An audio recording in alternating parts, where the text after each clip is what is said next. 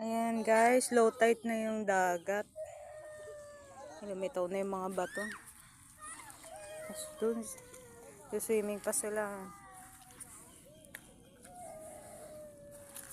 Ano kaya makikita dito sa mga batuhan na to? Tingnan natin. Mga mga maliliit na suso. Ngayon yan.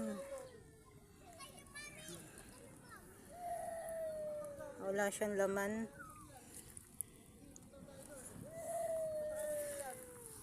Dala kay tsinelas! Tsinelas!